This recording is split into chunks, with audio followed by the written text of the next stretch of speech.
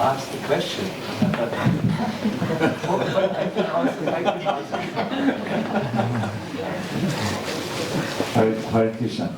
Originally we planned this to be a mutual question and answer session, but we decided to have this as a session where we will ask questions to Parshad only, and then on Monday, after in the morning, late morning class will be part 3 of Dāsa by Parshad Prabhu, and then in the late morning the questions which you want to ask you can ask to me directly. But at that time Parshad is no longer there, he's traveling.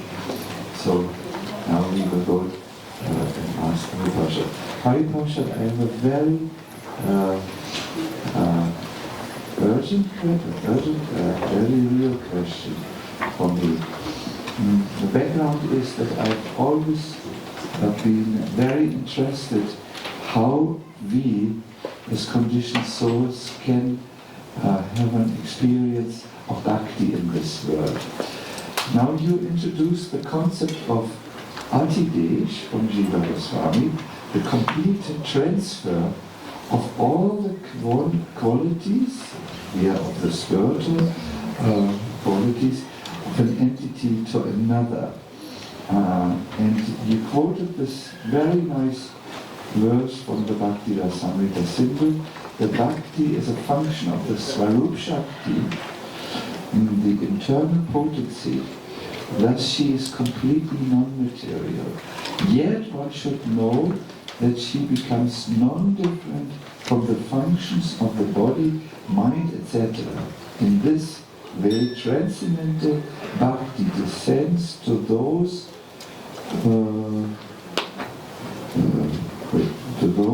receptive human senses. Now, is this Atidesh, this transferal of something entirely spiritual to us, is it the same as what Srila Prabhupada has often quoted, that if we keep our senses engaged in the spiritual nature, they will become spiritualized, much like the iron rod which is placed into fire becomes fire?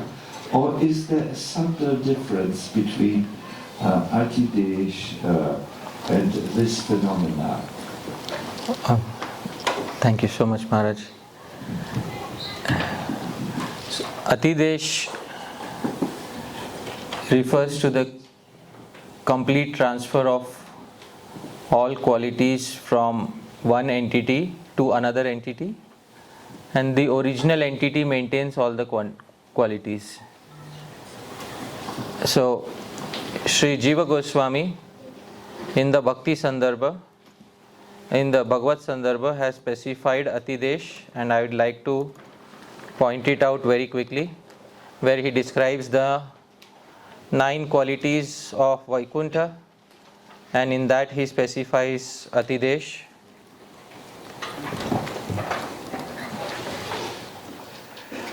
So this is the 5th quality of amongst the 9 qualities of Vaikuntha, and he says Laukika Bhagavan Niketasyapi Tad Aveshan Nairgunyam Atidishyate. Here is the term Atidesh used by Sri Jiva Goswami.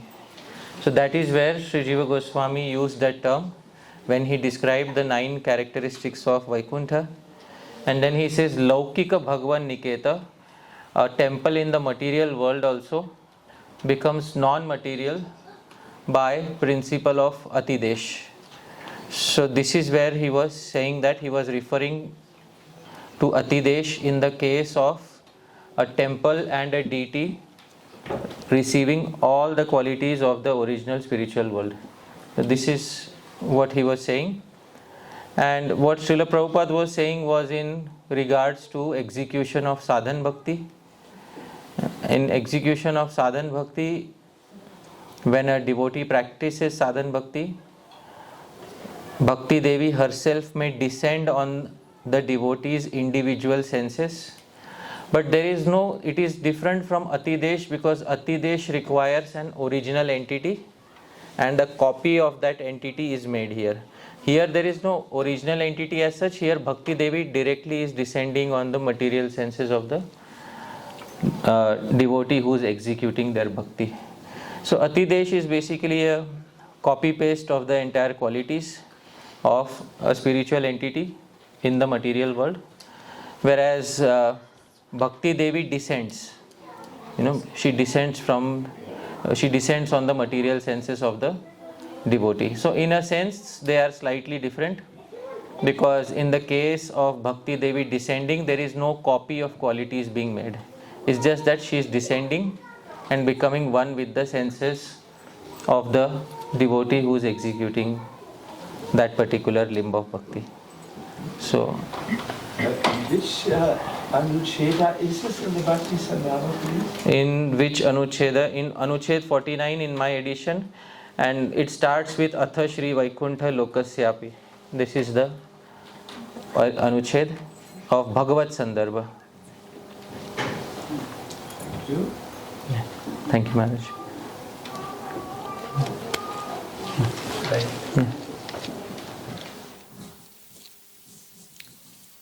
I actually meant to ask one.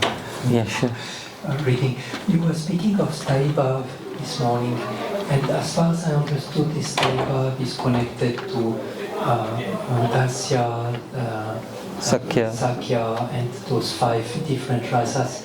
Now I was wondering, because, for example, we listen Ramayana, and then suddenly we have different roles, and we might identify with some of those roles, maybe with some not so much. How do you see the difference between what is our original Staibhav, or what is maybe the Staibhav that is awakened while looking at the drama, or is that the same, or if you can clarify that? All right.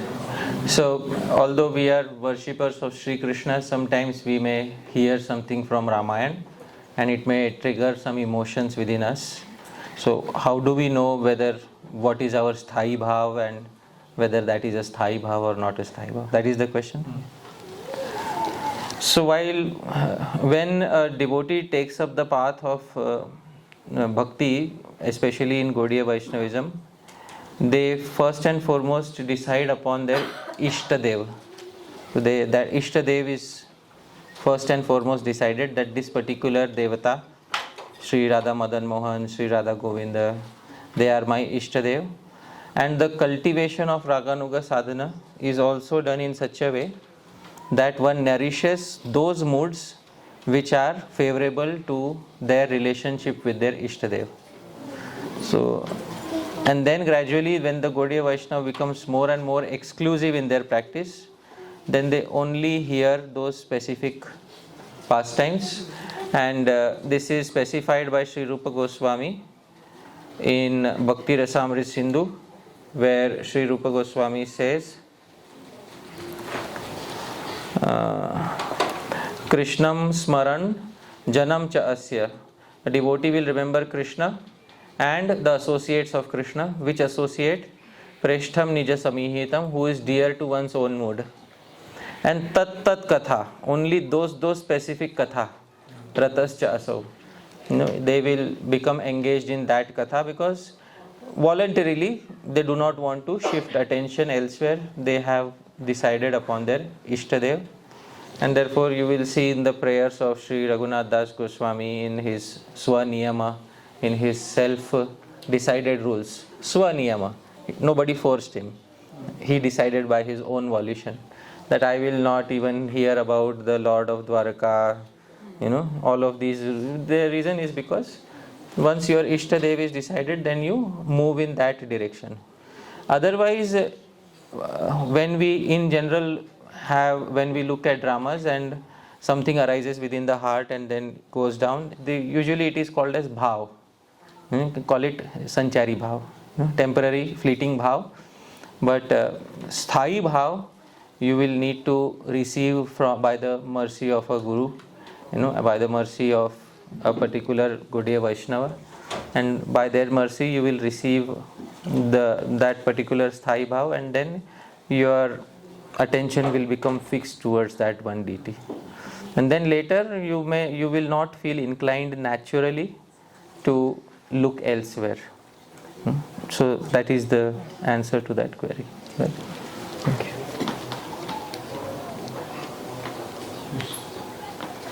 And I have another one. Yeah, sure. This is on an anonymous. Yeah, anonymous. Yeah, there was a loaded question last year in the anonymous queries. Yeah. I read it already. It looks good. All right.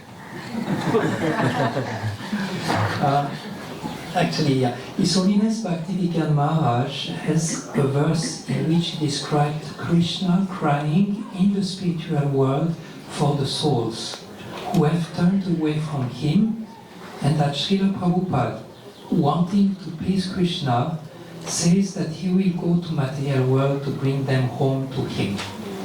As I understand, Krishna is busy in Vrindavan with his own affairs.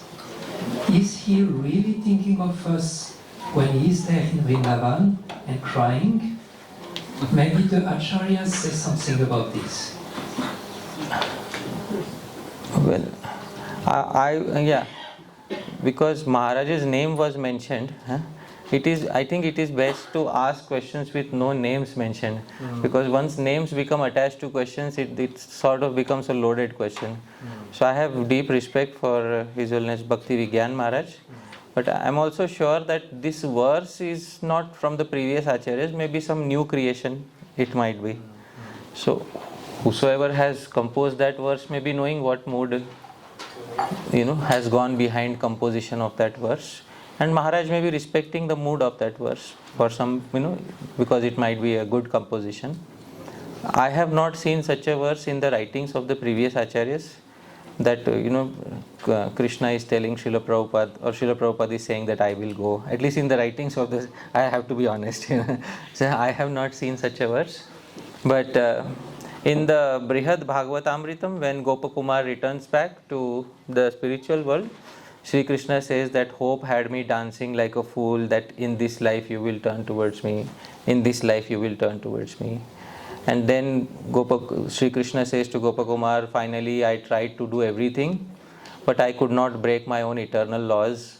That is, I cannot interfere with the freedom of a living entity. But then I decided to anyways do something, and I made an exception in your case, and I appeared as your Guru Jayant. So Krishna himself appeared as his Guru Jayant. So that you can say that Krishna was thinking about Gopakumar. That is an example which you can take. Krishna is always thinking about us. But this specific thing that Srila Prabhupada, I think that I have not seen. Very respectfully I have to say, I have not seen that. Alright. But it may be a new composition, and we should respect all compositions, old or new. Puranam ityeva na sadhu sarvam na chapi kavyam navam ityabhadyam. Kalidas says in the beginning of Malvikagni Mitram, just because a composition is old doesn't make it bona fide automatically, and just because a composition is new doesn't make it non bona fide automatically. Santah parikshanyatarat bhajante moodaha parapratyayane buddhi. Saintly souls test everything for Siddhanta before accepting it, and fools are always dependent on the opinions of others. So this is what Kalidas says in Malvikagni Mitram, and it's a very important litmus test. We should test every new composition according to the Siddhanta of the previous acharyas. The Siddhanta of the previous acharyas is perfect. So whatever fits in that Siddhanta is good and can be accepted. So I think that is what I would like to say. And I would request the devotees not to take names of institutions or individuals in the questions, because that makes the question loaded. Right? Yeah, we have Manisha Mataji here. Let's give her the mic.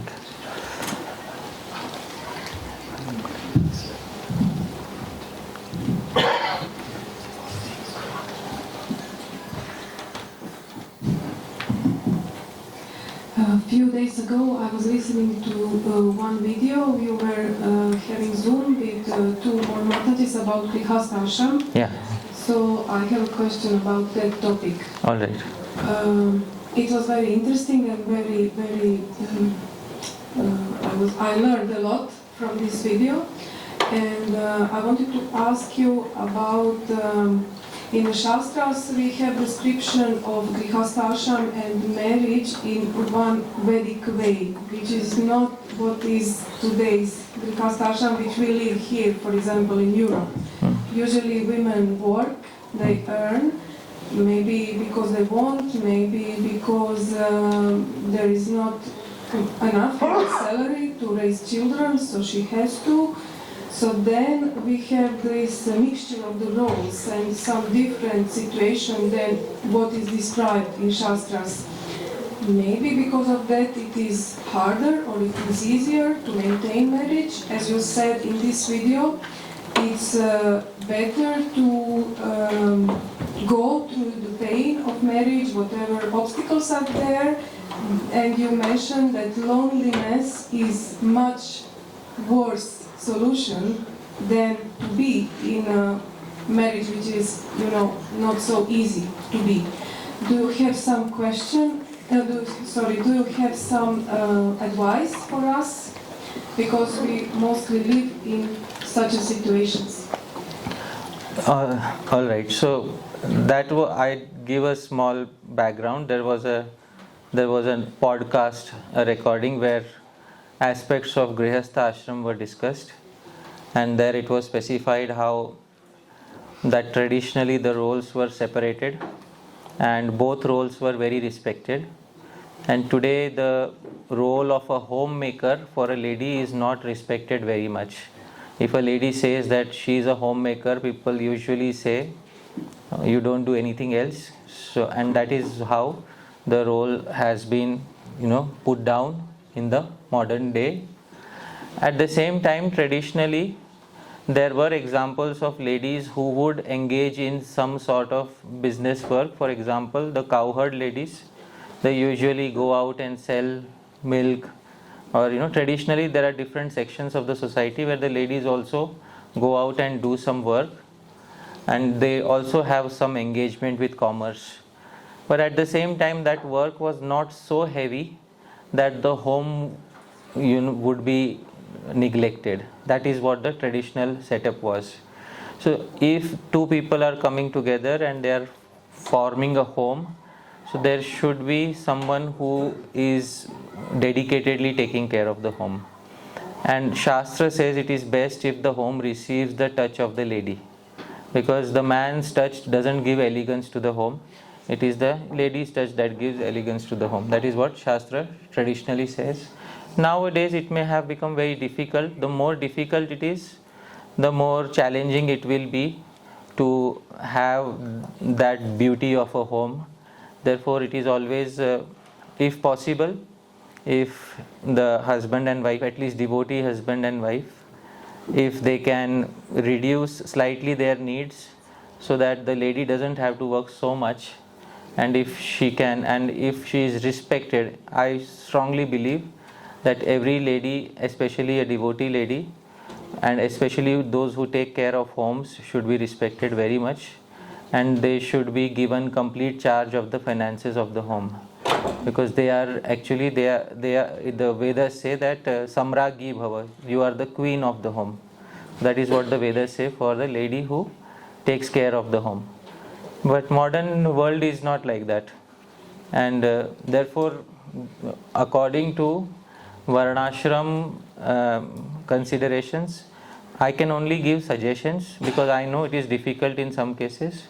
If it is possible that the temperature can be reduced and the lady can, her workload in the world outside can be reduced, so that she can give quality time to the home, and that her role in the home is appreciated as equally as it is appreciated in the world outside, that would be the nearest ideal situation. In some cases it is not possible, so then the husband and wife have to find some alternative. Even in Vedic times there would be cases when the husband is disabled and the wife has to go out and do some extra work. But then the most important thing spoken was that there should be friendship between husband and wife. This understanding should be there. Some people can stay alone, there is no problem. But for most people in the world, it is difficult to stay alone because some emotional support is needed. So from that point of view, Sri Bhaktivinoda Thakur had suggested in the Jaiva Dharma that Grihastha ashram is the most recommended ashram in this age. So that is what was specified. But I understand that these are social issues and everybody cannot fit in the same mold. So there will be some variegatedness, but a general suggestion I am giving, so that if it is possible easily for devotees to mold their life like this, then it will be favorable. It will be more closer to the Varnashram ideal and favorable for married life. So that is what I can suggest. Right? Thank you. Thank you. Yeah. And then we'll go. Yeah. Hare Krishna. I have a question regarding the answer that you gave to Sachinandan Swami's question yesterday about Nam-seva.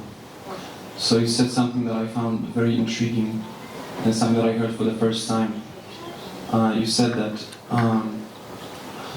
in our body of a sadhaka, when we are chanting Mahamantra, we are doing that to alleviate the pangs of separation that Lord Chaitanya feels. Could you maybe expand on that and tell us what's the source of that?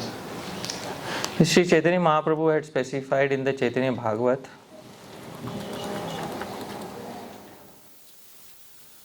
This is, please repeat after me, dear devotees. Yadi ama pratisneha Thake sabakara Tabe Krishna Vyatirikta Nagai be ara. So if Chaitanya Mahaprabhu's statement, if you have affection for me, then don't sing of any topics besides Shri Krishna. And this is our primary reason for uttering Hare Krishna Mahamantra. He is the personality who brought Hare Krishna Mahamantra in our lives. And what is our primary reason for uttering it? Because we have affection for him. And that is why for whatever pleases him, we are going to do that. So that is the primary reason. In Jagannath Puri, he is in the mood of Sri Radha. He is experiencing separation from Shri Krishna, and Sri Radha loves to hear his name again and again. Therefore, meditating on that, when we chant our japa, at the end of our japa, we can offer all of that to Sri Chaitanya Mahaprabhu. And Mahaprabhu, whatever remembrance of Shri Krishna took place, I offer it to you. Please let it help a little bit to alleviate your separation from Shri Krishna. Because we are in the sadhaka body. In this body, we do not have direct access to Sri Sri Radha Krishna's seva. In this body, we have direct access to Sri Chaitanya Mahaprabhu's seva. So that mood of separation which he has, if it can be slightly reduced by our utterance of Krishna Nam, then nothing as good as it. So that mood at the end of one's japa.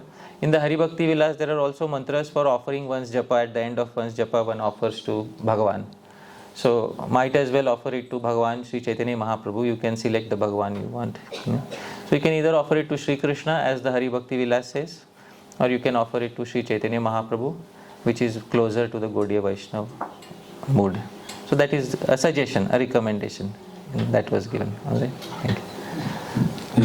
Thank you. Yeah. We had Anuragini Mataji, then we'll come to.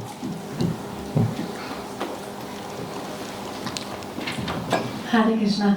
My question is related to Smaran. Simple Smaran, when we wake up in the morning, Krishna, Krishna, and then we are supposed to recite some verses.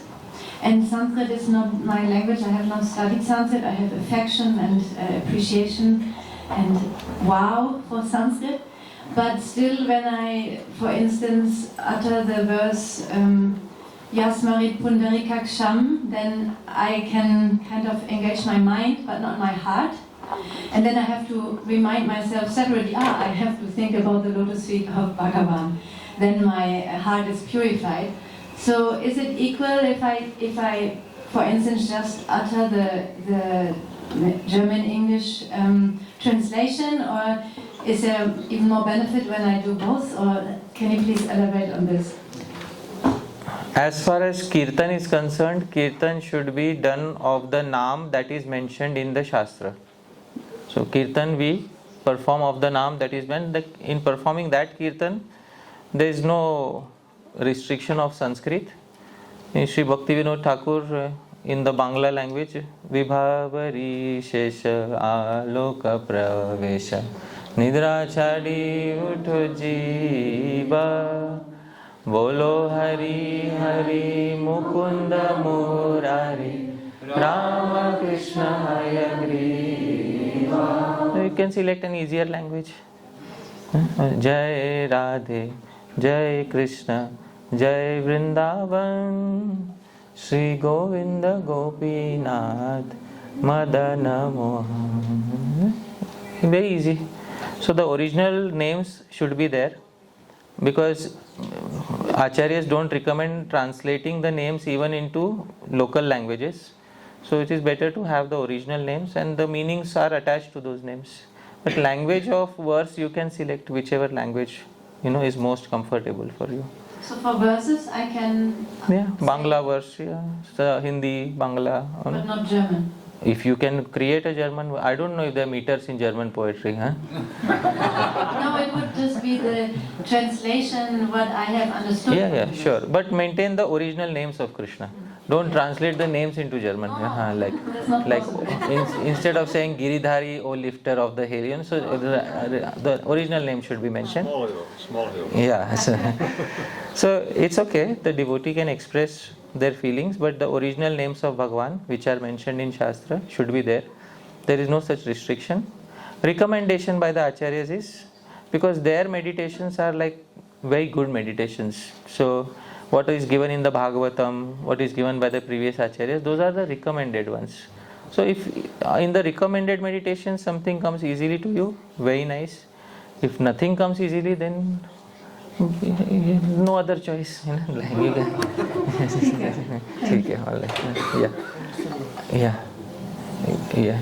okay. You wanted to ask something? No? Can I ask? Yeah, sure. You get a free question for carrying the microphone. So my question is, in our search for the truth, how can we distinguish between healthy spiritual inquiry and a skeptical doubt? What helps us to stay core in faith while remaining intellectually honest and curious? And have you ever experienced your questions turning into spiritual restlessness or skepticism? So, what is the distinction between a healthy inquiry and a skeptical doubt? This question is connected to a bigger part of the culture of speaking Bhagavatam Katha. When we put someone on the stage and we give them a garland and we put them on a pedestal and say that, we offer pranams to them, that, we have given you a seat. So that seat is given to someone and we sit in front of them when we have faith in them. That is, in the assembly of Naimisharanya, the sages of Naimisharanya, they gave a seat to Sri Suta Goswami. And Suta Goswami, by birth considerations, he was not elderly to the audience. By birth considerations, he was lower. Shaunak Rishi was by birth higher to Suta Goswami, but they had that Shraddha, that faith in Suta Goswami, that if we have given you the garland and if we have given you a seat, then we genuinely believe that you will give us the right answers. So when we go to someone's katha, we should ensure that when we are sitting in front of them, if we don't have faith in a particular speaker, we should not ask questions to them. Because we don't have faith in them. That's, that honesty comes from the person who's asking the question. So if we don't have faith in a particular speaker, we shouldn't ask questions. Sometimes what happens, people know the answer to a particular question, but they want to check if the speaker knows the same answer or not. This is one type of question. So they ask a question to test the speaker. And then when the speaker doesn't give the correct answer, then they decide, oh, I knew it, this person doesn't know what I know. So it's those sorts of questions I have encountered many times. And then there are also questions which are loaded questions. For example, you spoke something in the class, and after the class somebody comes and says, but my Guru Maharaj has said something opposite. What would you like to say? So it's like you're pitting the speaker against your Guru. So the speaker is in a difficult position, because if the speaker says your Guru Maharaj is correct, then the speaker is saying that he is incorrect, which means he spoke something incorrect in the lecture. And if the speaker says he is correct, so the speaker is indirectly indicating that your Guru Maharaj is incorrect. So those are loaded questions. So loaded questions should not be asked. One should ask questions only if one has faith in that particular speaker, or in general, otherwise one should not ask queries. And one should only ask them if they genuinely believe that they will receive an answer from the speaker which is a correct answer. And this is indicated in the first canto of Srimad Bhagavatam.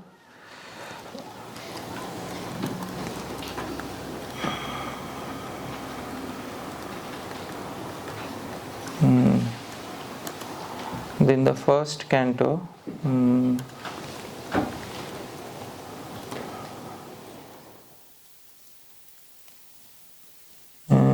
I'll try to,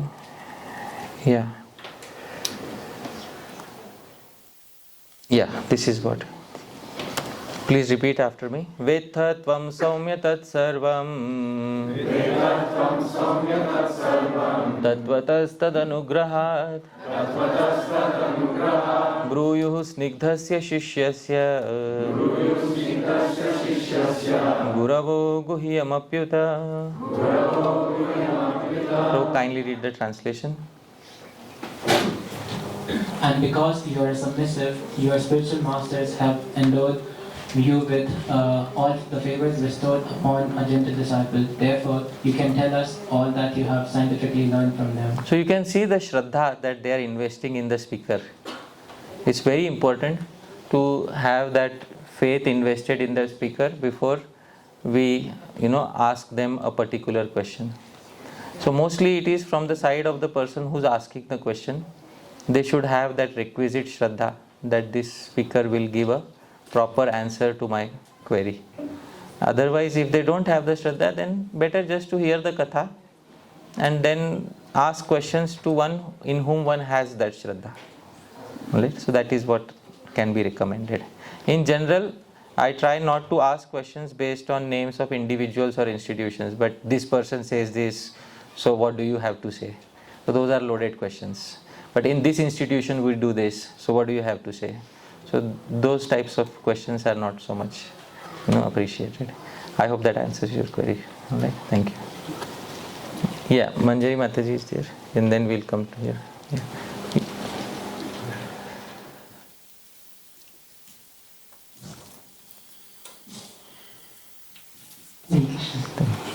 And you were speaking about Vasana, or innate tendency to have a certain rasa. And I would like you to comment on the story of Shyamananda Prakash, Shyamananda Pandit and Buddha Chaitanya's relationship. I've been thinking of this for a while because the spiritual master usually helps the disciple to grow in their innate direction, but here we have another situation. Can you comment on that? Yeah. When Sri Shyamananda Prabhu, previously named Dukhi Krishna Das, he had taken initiation from Sri Hriday Chaitanya Prabhu. At that particular point of time, he was it is family initiation through family connections basically, and it was in his local village, where he got that initiation. And then once you accept a guru, you genuinely accept them and take their teachings as they are giving it, because that is what Bhagavan has decided for you. But his innate tendency when he came in contact with Sri Jiva Goswami, one of the two things we do not know, either his vasana from was in Madhurya Ras, or as Sri Vishwanath Chakravarti Thakur says, an expert cook can change your taste. Maybe that might have been the case, that Sri Jiva Goswami's association suddenly changed his inclination. But that is not indicated. But it is one thing is sure, he started performing bhajan in the mood that Sri Jiva Goswami had given him. And then he got a darshan of Sri Radha, and he got that tilak, and he got that ornament of Sri Radha. So Sri Vishwanath Chakravarti Thakur says it can be one of the two things. Either his previous inclinations are there, or maybe because of the association of Sri Jiva Goswami, which I can easily imagine would have been a very, very potent and powerful association, because you're staying with a person who is expert in all the 14 Vidyas. So there is nothing as good as having that sort of association. And he is Ashu Kavi. On the spot, Sri Jiva Goswami can compose new verses. So that is the one of those two reasons. But it was sanctioned by Sri Radha's arrangement, and there was no aparad in that. So all is well. But sometimes some relationships are tested, and some relationships become better only after being tested. So that is a case of such a relationship. Thank you. Yeah, we had Prabhu here. Prabhu, your good name? Sukumar Prabhu. So we'll give to Sukumar Prabhu, then we'll come back here. Sorry Prabhu, I'm making you walk.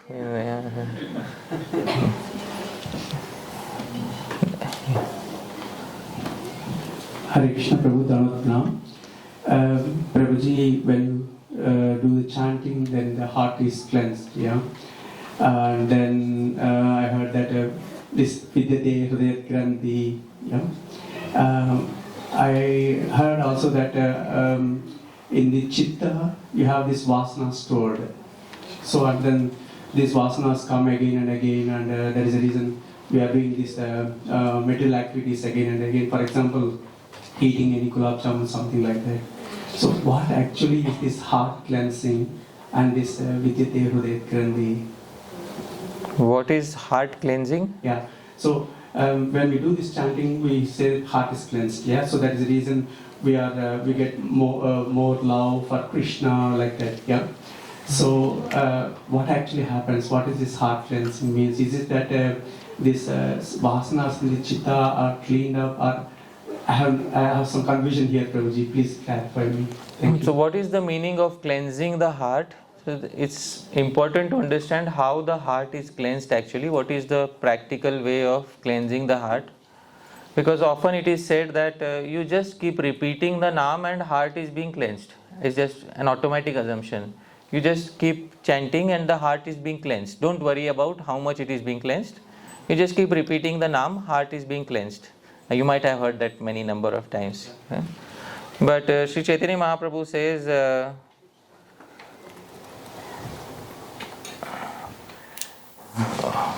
Bahu janma kare yadi Shravana kirtana Tabutana paye Krishna Pade Premānanda. Prabhu, you have the mic, kindly read.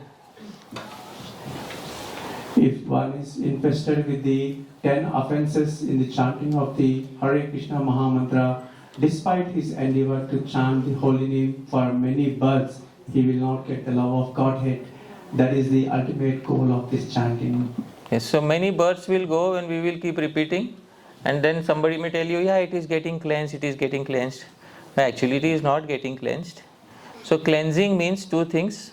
First is somebody should tell us how to get rid of the anarthas and practical direct ways of getting rid of the anarthas. That is first. Second is somebody should also instruct in Krishna Sambandha Gyan. Who is Krishna? What is our relationship with Krishna? And that is what actual cleansing is. To have a specific understanding of Sri Krishna, Tattva Gyan of Sri Krishna. A mechanical repetition of certain syllables will not easily cleanse your heart. But proper understanding of Sri Krishna Tattva and proper removal of anarthas in the association of sadhus is what Vidyate Hridaya Granthis, or cleansing of the heart is, that is what it is indicated by. So the greater amount of understanding that you have of Sri Krishna, the more the mirror is cleansed, the greater amount of anarthas that you can get rid of practically, the more your heart is cleansed, and most importantly, the more affection that you have for Sri Krishna, that also cleanses the heart like nothing else. So this is what it actually means to have attention, proper attention, and to also have proper affection for Harinam without having any of the aparats that are listed. So that is quality utterance of Harinam, and in a short time it can cleanse your heart, and it can easily reveal the personality who is situated closest to the heart. Who is the personality? Sri Krishna. So that is the answer. In short, that is the answer. Alright. So yeah. Okay, there are a few queries. We'll go to Prabhu. Shortest distance. In computer engineering, I was taught a traveling salesman problem. There is those who have studied computers. So if there is a person who has to travel many cities, what is the shortest route that he can take in order to, so that he has the least amount of effort? So I'll try my best, Prabhu, to implement that solution. Yes, Prabhu. In connection to this question, Srila Bhaktivinoda Thakur in Chaitanya Shikshamrita says listening about or hearing about naimittika lilas, like occasional pastimes and eternal pastimes. Can you clarify that a little bit, and in connection to cleansing of the anartha? Yeah, so naimittik and nitya, these are two terms. Naimittik means nimitta. Nimitta means occasion, and naimittika means occasional, related to an occasion. So yesterday we celebrated Holi. Do we celebrate Holi every day? No. So there was a nimitta, there was an occasion. So there was some speech about Holi pastime from Gopal Champu. So that was naimittik lila, once a year or maybe once a month, sometimes. And then Nitya Lila is what goes on 24 hours a day in Sri Vrindavan, which is described in the Smaran manuals of the previous Gaudiya Vaishnava Acharyas. So that is Nitya Lila, and Naimittika Lila is that which comes once a year, once in a while. That is Naimittik Lila. Srila Bhaktivinoda Thakur Mahashaya specifies that one should understand both types of pastimes, and both types of pastimes will help one in their Smaran, because even in the spiritual world it's not just the same routine. Sometimes some nimitta happens. Nimitta means some event occurs and then the pastimes change for the entire day. So that is what he has recommended. Bhaktivinoda Thakur specifically focuses on Krishna killing the demons as a cleansing process. So yeah. This is because Sri Bhaktivinoda Thakur wants us to have an adhyatmic understanding. Adhyatmic understanding means some commentators on literatures give what is known as an adhyatmic understanding, that the text is indicating something in our personal life. That is what you call an adhyatmic understanding.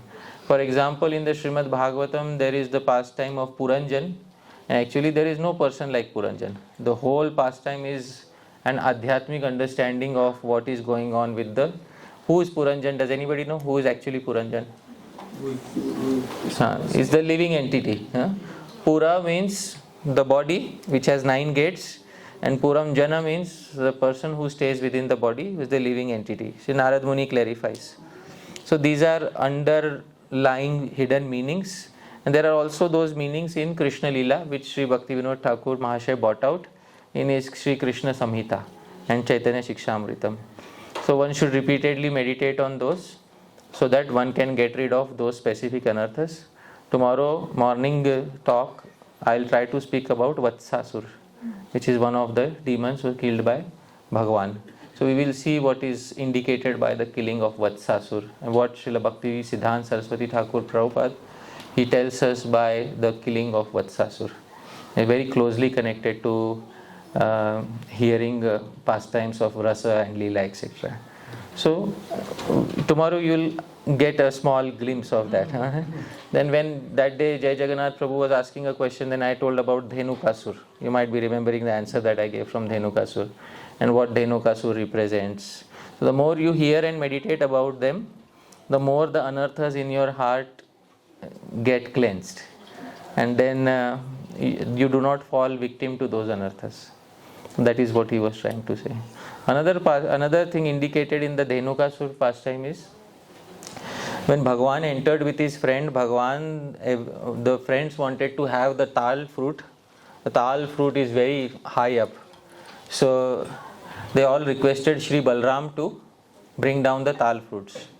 So Shri Balram shook the tal tree and all the fruits fell down. So the hidden meaning, this adhyatmic meaning, these are hidden meanings behind. The hidden meaning is that in the Sanskrit language there are two syllables which are interchangeable, la and ra. Which two syllables? La, ra. So sometimes you will see in Srimad Bhagavatam the spelling Prahlad, sometimes you will see Prahrad. You will see both spellings in the Srimad Bhagavatam. For example, you can see here, you can see the spelling Prahrad instead of Prahlad. The spelling that we know is Prahlad with the la. But here it is Prahrad with the ra. La, ralayo, rabheda. There is non-difference between the syllables ra and la. So the name of the fruit is tala. But change the la to ra. And what is the name of the fruit? Tara. And tara basically means the Vedic syllable om. That is the meaning of tar. So the fruit, the ripened fruit of Vedic literature is love of Bhagavan. That is tara phala. So, and that is very high up on Agam. Agam, one meaning of Agam is tree, another meaning of Agam is Vedic literature. So there are two meanings of Agam. And then it is very impossible for the Jiva to bring down Tara Phala, the ripened fruit of Vedic literature, that is Krishna Prem, from the Agama, from the tree or from Vedic literature. So they request the Adi Guru Balram, it's the Guru who shakes the tree and brings Tara Phala, which makes accessible to all the living entities. So this is an example of Adhyatmic. These are meanings. Srila Prabhupada also gives such a meaning in Bhagavad Gita in the first purport, where he says Krishna is the farmer, cultivator, and the Yudhishthira are like the rice plants, and Duryodhana etc. are like the weeds. And first Krishna has to root out the weeds, and then all of this Srila Prabhupada says in the first purport of the Bhagavad Gita. So he is indicating that there is some hidden meaning behind it. Right? There are many such pastimes in the Bhagavatam which have hidden meaning. I can give someday I can try to explain. There is a big hidden meaning behind the pastime of Dhruva Maharaj. But you have to study with great detail. That's what Sri Bhaktivinoda Thakur was asking. Can I quickly tell you about Dhruva Maharaj? Yes. All right. So dear devotees, please hear very carefully this understanding about Dhruva Maharaj. The father of Dhruva Maharaj, all of us know. What is the name of the father of Dhruva Maharaj? Uttanpad. Right? So dear devotees, Uttanpad has two wives. What is the name of the two wives? Suniti, Suruchi. From Suniti and Suruchi he has one son. From Suruchi, what is the name of the son? Uttam. And from Suniti, what is the name of the son? Dhruva. So there is a big hidden meaning behind the entire pastime. The pastime has occurred historically, no doubt about it. But Bhagavan has arranged the names in such a way that there is also a hidden meaning behind it. What does Uttanpad, whom does Uttanpad represent? So dear devotees, what is the meaning of Uttan? Does anybody know what is the meaning of Uttan? Having legs So up, having legs up. Legs up, head down. Dear devotees, can you think of someone whose feet are up and head is down? Yeah, in the womb, the living entity is Uttanpad, dear devotees. I hope you are able to understand. Because the living entity has his legs up and head down. As soon as the living entity comes out, then the living entity has two tendencies in life. To do what is very dear to him, Suruchi, and to do what is according to Shastra, Suniti. But please tell me, to whom the living entity is attached more, Suniti or Suruchi? Suruchi. When the living entity is attracted to Suruchi, the living entity begets Uttam, the highest material enjoyments in the world. But when the living entity is attracted to Suniti, what does it beget? Dhruva, fixed intelligence in the Supreme Personality of Godhead. But the misfortune of the living entity, Uttanpad, is that the living entity is never attached to Suniti. The living entity is always attached to Suruchi. So that is, these are so please note one thing. Does not mean that the pastime did not occur historically. It occurred historically, but there are many layers of meaning running in the Bhagavatam. Many layers of meaning. And therefore, we should try to preserve as many commentaries as possible, because this layer of meaning came from a different sampradaya. But I'd love to preserve such meanings because it adds a wonderful dimension to one's understanding of the Srimad Bhagavatam. So I hope that answers your question.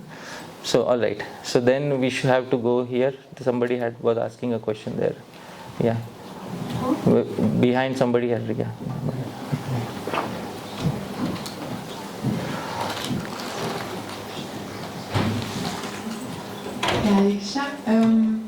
I'm quite new to the topic of rasa, so please forgive me if I'm not expressing this in a perfect way, but I've been curious, is the rasa we experience in our relationship with Krishna something that develops gradually, or through our spiritual practice, through sadhana, or is it something eternal which is already present and which is uncovered through bhakti? Oh, that's a... yeah. So, this question is such that individuals love to take sides on this question. Some individuals say that our spiritual rasa with Bhagavan is eternally fixed, and some individuals say that our eternal relationship with Bhagavan develops as we practice a particular form of sadhana.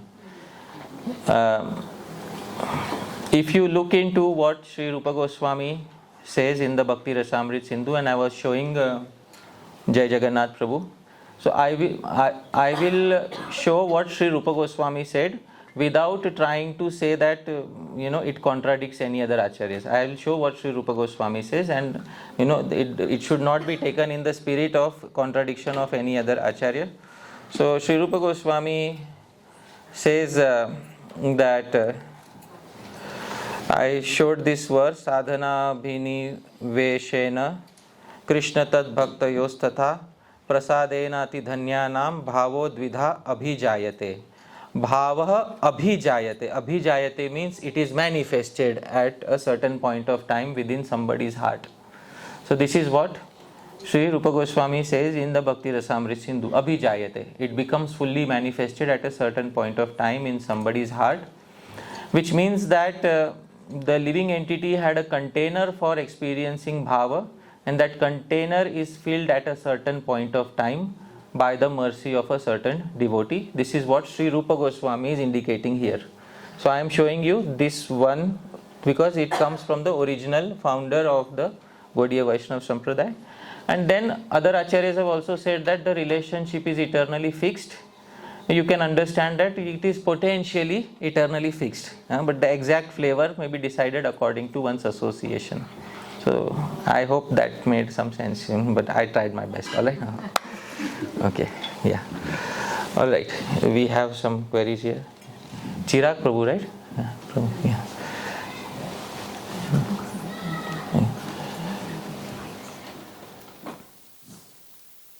Hare Krishna, Prabhu. Thanks a lot for your wisdom-packed presentations.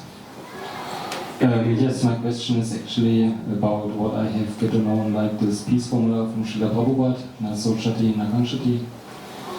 The peace formula is... yeah, please correct me if I'm wrong. Bhoktaram yagya tapasam sarva loka maheshwaram suhridam sarva bhutanam gyatva mam shantim richati. But anyways, yeah, peace formula. Okay, so yeah.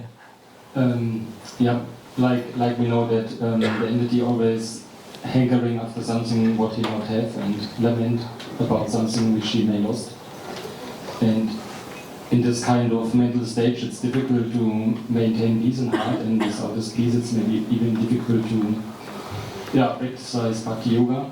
And my question is actually, what can be the remedy, or how to balance this and come to some, level where it's possible to find this inner peace?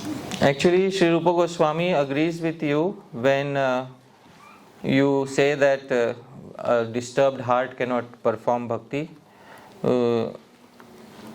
Sri Rupa Goswami says one of the 16th limb of bhakti in Bhakti Rasamrit Sindhu is Shokadi Avashyavartita, not becoming overwhelmed by lamentation, anger, negative emotions.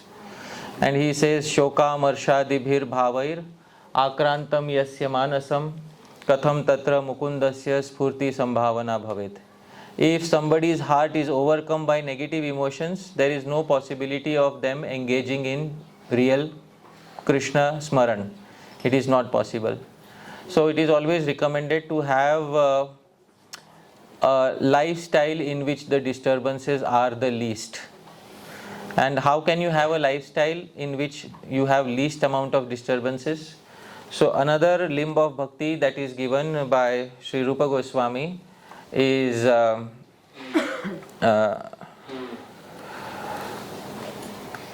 Yavadarthanuvartita.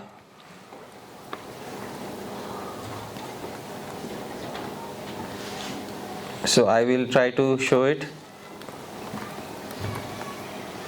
Yeah.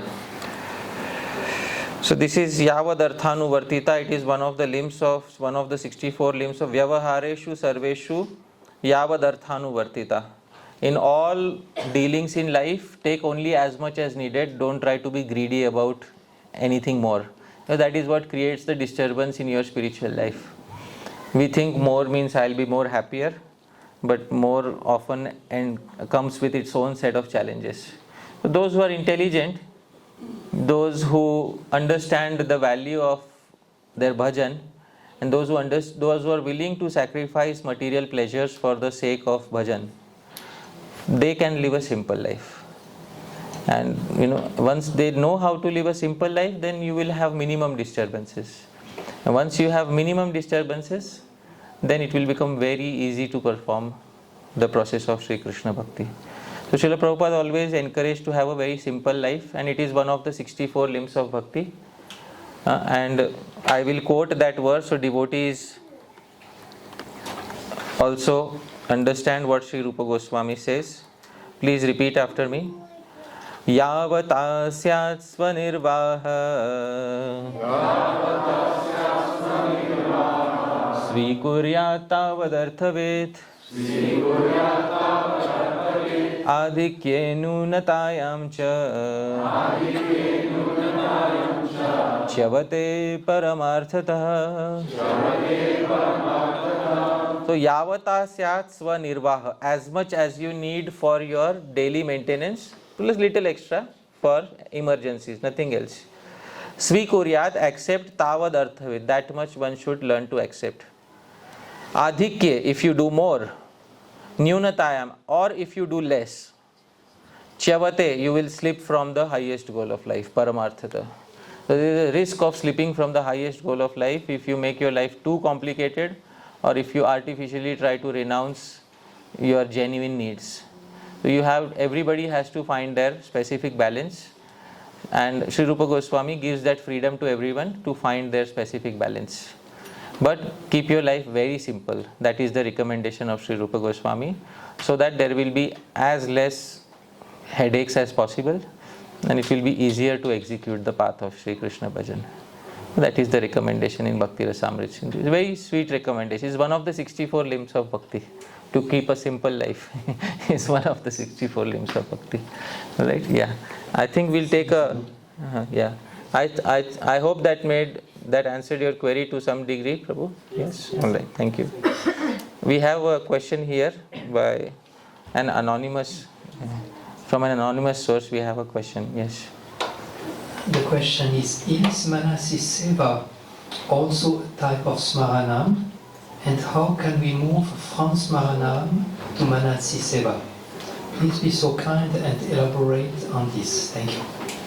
In Manasi Seva, Is Manasi Seva Smaran, and how do we move from Smaran to Manasi Seva, or how it's related? Smaran is mainly, it can be used to refer to passive remembrance without active participation in the pastimes. That is passive remembrance. You observe the pastimes in the mind as they are described by the previous acharyas. Passive remembrance. Seva is when you get actively involved in it. And that requires the guidance and the blessings of the Gurujanas. In general, it is recommended to do Smaran. Manasi Seva, the Guru will give specific guidelines as to when and how one should engage. The basic difference is passive and active participation. So passive participation you can call Smaran. Active participation you can call Manasi Seva. A very simple difference between both of them. But a general answer to this cannot be given through this stage, because it's a very person specific answer should be given by their Guru. A tailor-made program of Smaran and Manasi Seva is required for every individual. But I can give the basic difference between both of them. Right? This is the answer. Okay. Yeah, we have something. Vaishnavis will go behind. Mataji is there.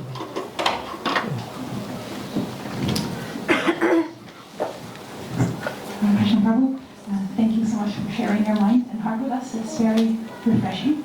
And I have a question about the pizza base. Right. Which is Saiva. Yeah. Does that word also apply to Krishna? And if yes, what is his Saiva? Does that word apply to Krishna? What is Krishna's Thai Bhav? That is a out of the box question. They can swap Australian. Yeah. So, actually speaking, Krishna is he is Akhila Rasamrita Murti. He is the fountainhead of all the rasas. He doesn't need to undergo a certain process to perfect a rasa. I hope you are able to understand. For in him, even without the process of Vibhav, Anubhav, Satvik Bhav, Vyabhichari Bhav, rasas can easily flow within his heart. But it is mainly for the devotee that this whole framework of Vibhav, Anubhav, Satvik Bhav, Vyabhichari Bhav, Sthai Bhav. Although sometimes Krishna, because he is acting like a human, Naravat Lila. So because he is acting like a human, sometimes you may see Krishna's hair stood on end, or Krishna was crying, etc. But in his position as Bhagavan, he does not need the framework. And in his position as an ordinary human being, which he is taking the role of, you may see some emotions, and then same framework applies to him. I hope you are able to understand. So, in his original position as Swayam Bhagavan, this framework is not needed, because the rasas are self-perfected within him. All the rasas come from him. So why will the source of all rasas need a specific process to relish that particular rasa?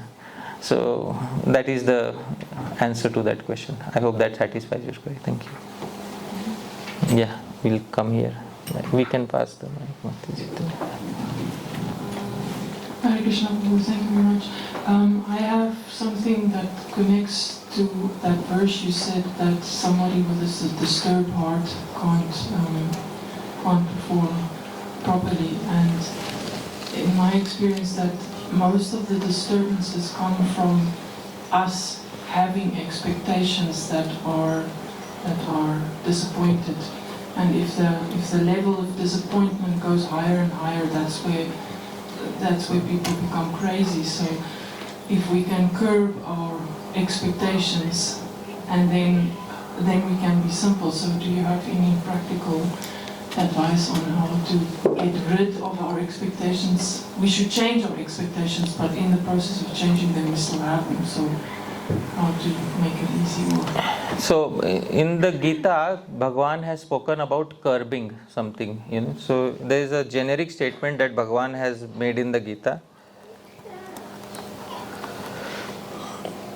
Please, dear devotees, repeat. Nigraha kim karishyati. Nigraha kim karishyati. So the translation of that is, what can repression accomplish? This is a generic statement made by Bhagavan, that usually repression may achieve something for the time being, but ultimately it is not a permanent solution to any of our problems. It is only by association with a proper sadhu that we come to realize the futility of our expectations in the world. When we are associated with the proper set of people, our perspective of the world changes. And when our perspective of the world changes, it is then that we start having different sets of expectations from the world. So, maturity is in transcending one's current set of expectations by good association, rather than trying to curb those. Curbing will not achieve anything. So that is what I would recommend, because when you curb something, you still not put it out of your heart. It's still there within your heart, waiting for the next chance to crop up. So it's very important that it should not be curbed. It's very important that through proper association and someone can convince you why that expectation is not correct. And then you voluntarily say goodbye to that expectation. And that is what will work. So, I hope that makes sense. And it is possible to get rid of every expectation like that. We need the correct association. And that will help us a lot in our life. And I hope that that answer gave some satisfaction to your query. All right, thank you. Okay, yeah, we have Purnamasi Mataji. Then she is waiting from long time. So Purnamasi Mataji will come to you next. Okay, so I'm sorry.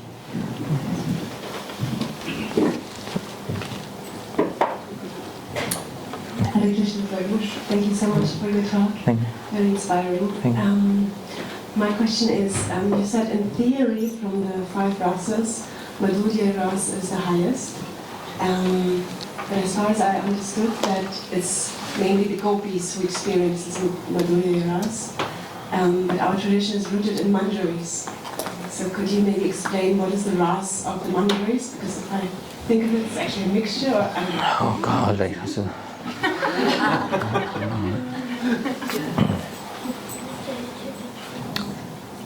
the first part of your query is that there is a gradation amongst rasas, and that is a fact, because it is mentioned in Chaitanya Charitamrita.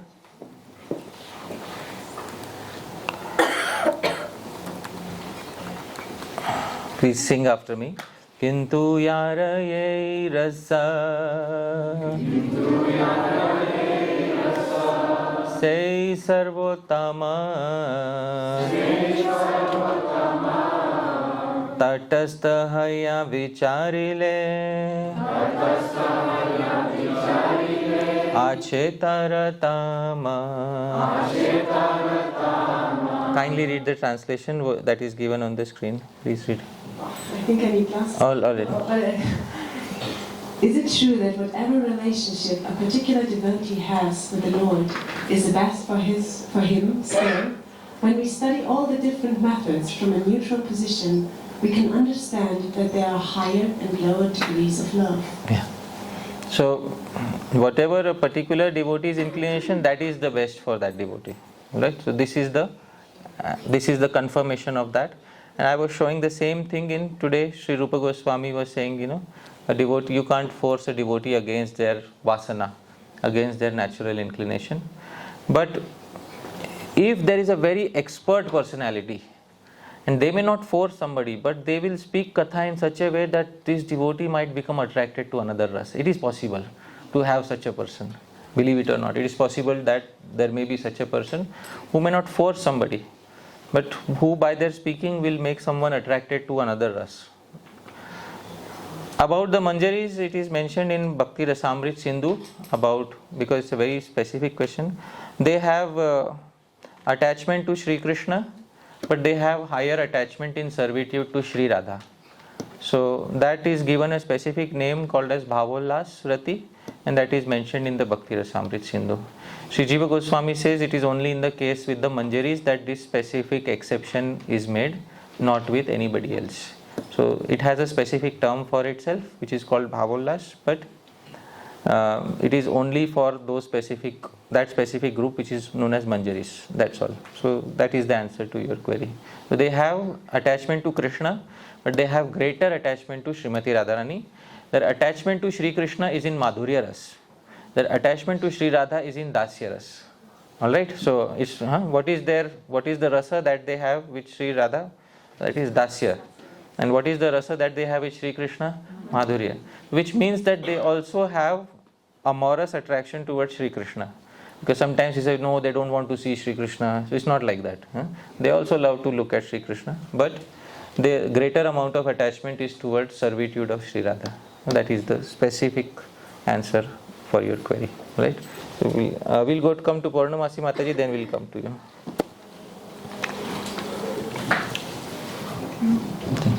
Thank you.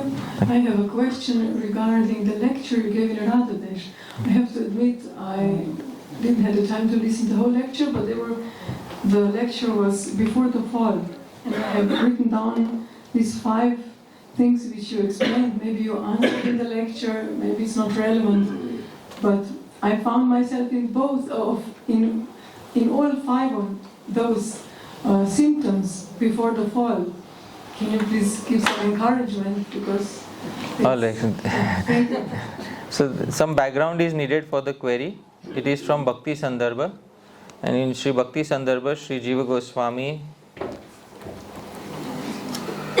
mentions something. There are 5 characteristics of individuals who are falling on the path of bhakti. What are the 5 characteristics? Please repeat, dear devotees. Kautilyam, Ashraddha, Bhagavan Nishtha, Chavakas, Tu Antara Abhinivesho,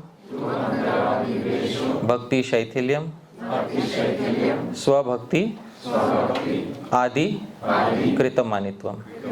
So these are actually 5 symptoms, but I will tell you what are these 5 symptoms. First is Kautilyam.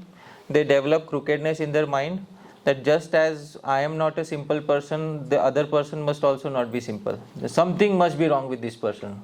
I can't accept that this person is so nice. I hope you are able to understand. So this is what you call Kautilyam. Yeah, my guru is okay, but he must be having some hidden motivations. This devotee is okay, but he must be having some hidden motivations behind him. Otherwise, why is he acting so simple? I hope you are able to understand. So this is what you call Kautilyam. Kautilyam is within oneself, so one sees as a reflection in others. So this person must be having some hidden agenda, and that is why they are here in the society of devotees. So this is what you call Kautilyam. One is oneself crooked, one sees other people also as having some crooked agenda. So this is Kautilyam, first symptom of a person who is falling down. Second is Ashraddha. Ashraddha means faithlessness in Shastra. The Shastra was good for previous centuries, but nowadays we need something else. Alright, so this is what Ashraddha refers to. And then they try to find some solutions which are outside of Shastra, and then that may not work in their favor. And third is Bhagavan Nishtha Chavakas tu Antarabhinivesho, to get absorbed in other sense objects. Material world is also good. What was wrong with the material world? Some things were good in the world. Alright, and then they get absorbed in the world again. And the fourth is Bhakti Shaithilyam. Their practice of bhakti gradually goes down, slackens. And fifth is Swabhakti Adi Kritamanitvam. And whatever little bhakti they are doing, they are very proud of that. So these are the 5 symptoms. So what about this you are saying? Yeah. So because myself, I can recognize all 5 of them. So please. Yeah, I am well practiced in all of them. No problem. So, yeah, please. So you are speaking to an experienced person. Please tell me. Yeah, to give us some encouragement. To get into this or to come out?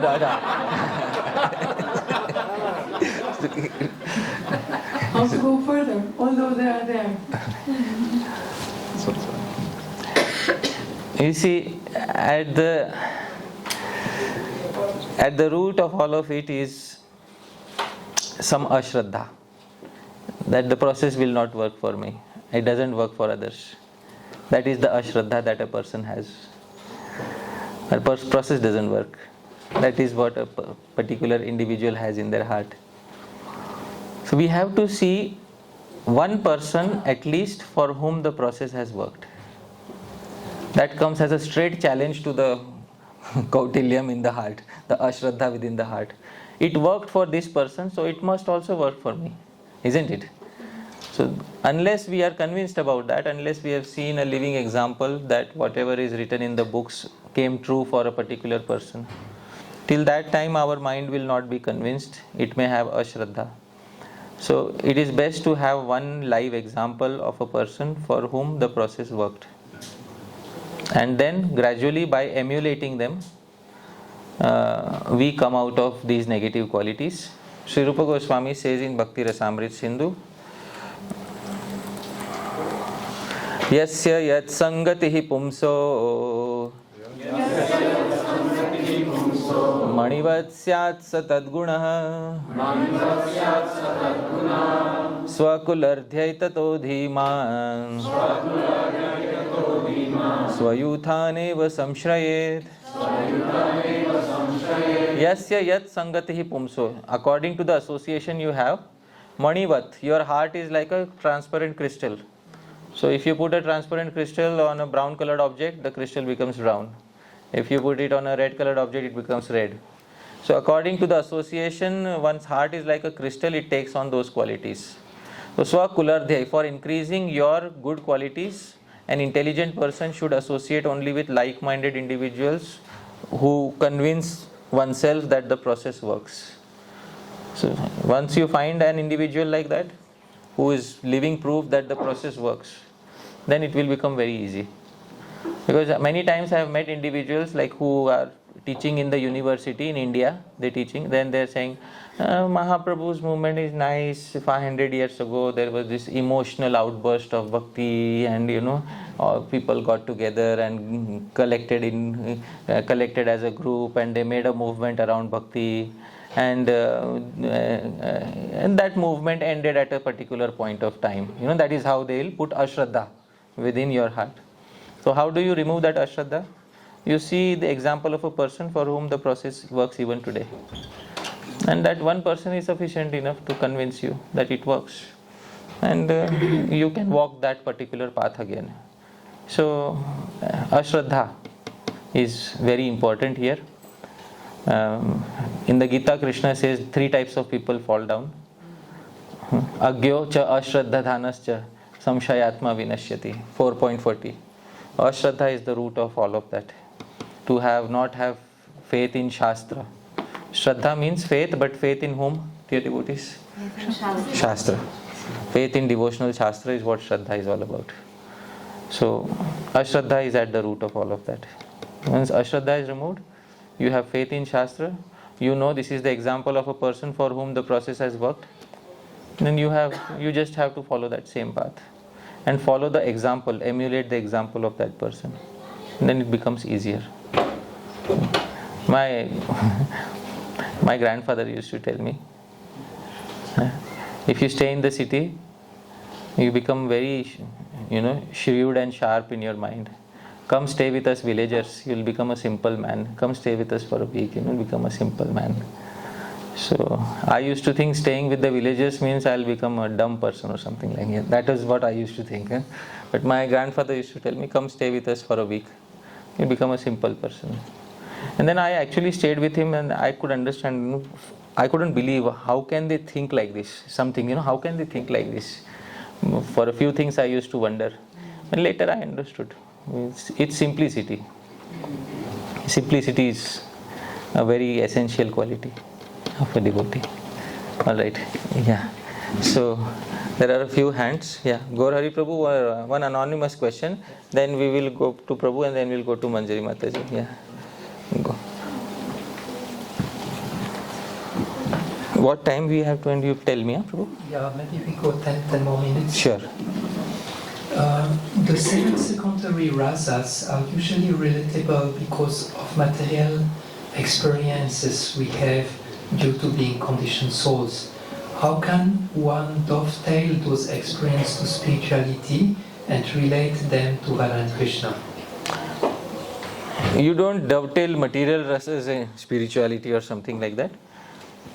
Sri Rupa Goswami says in Bhakti Rasamrita Sindhu, at the end of 4.7, let me find out. This is 4.8.1. So 4.7 is just above this. Yeah.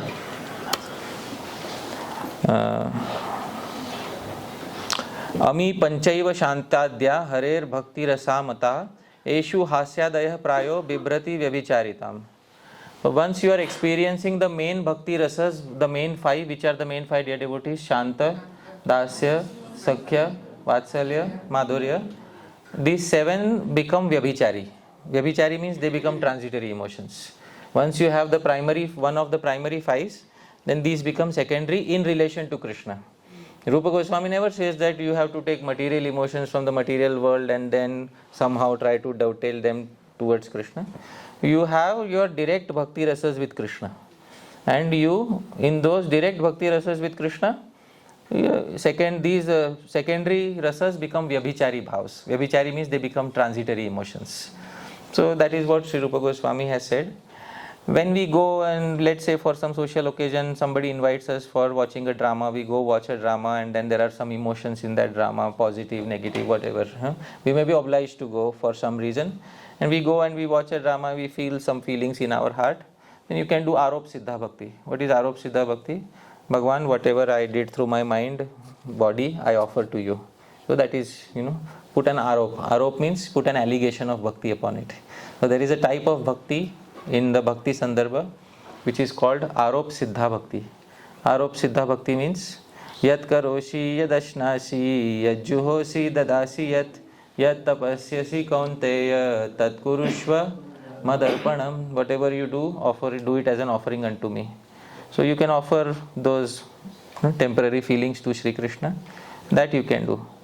But you cannot directly transfer those feelings to Sri Krishna, because that is from the material realm and that stays there. And these are belonging to a different category altogether. So these are completely different. These are experienced in relation to Krishna. Hasya, Bhakti Ras is experienced in relation to Krishna. So Srila Bhaktisiddhanta Saraswati Thakur Prabhupada always used to say, don't mix the divine and the profane. Don't mix these two things together. And therefore he made one book, Prakrita Ras Shatadushani, that sometimes people have these ideas that I can take material ras and then offer to Krishna. Or I listen to a movie song, oh, wow, how nice it was, and then Krishna, this is you, So it doesn't work like that. You have to have Sri Krishna as the primary center of your affection. You can't just put another person as the center of your affection and then say, whatever I have for this, let me have. You can, that is also Arop Siddha Bhakti, but you can't call that rasa. We should not call that rasa. So that is what I would like to say here, right? So we'll go to Prabhu and we'll go to Manjari Mataji. Yeah. Behind Prabhu. Yes. Yeah.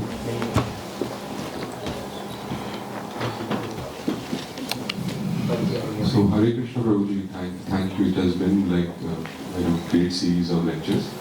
My questions are quite simple because you gave us in one of the lectures a practical tip as to how to introduce Smaranam starting at the start of a day. Right? Any other practical tips? Because yes, we start the day, you do your chanting, but throughout the day then you are associating with different minded people who come from different backgrounds. So how to keep a check on your Smaranam? Are there any other practical tips for that? And the second one question I had is that many a times when we are in a situation, there is the intuition that comes, right?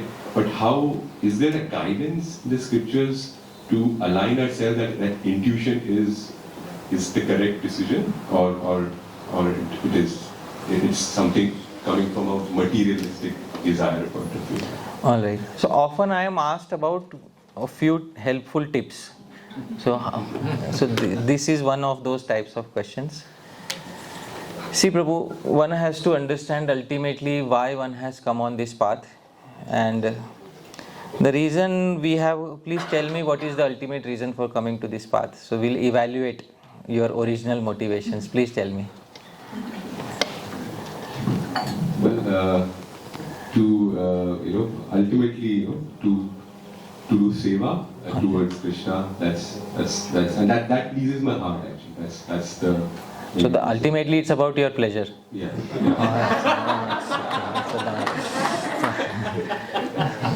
It's good. You're honest. I appreciate that. But here is some time for self-introspection. Is the highest truth about self-pleasure, or is it about something else? So we have to evaluate that.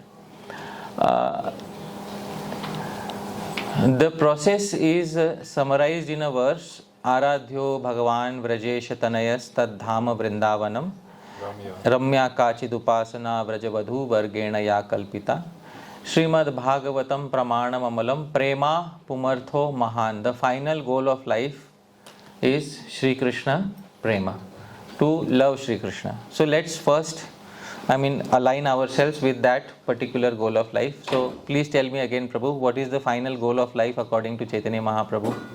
To love Shri Krishna. Wonderful.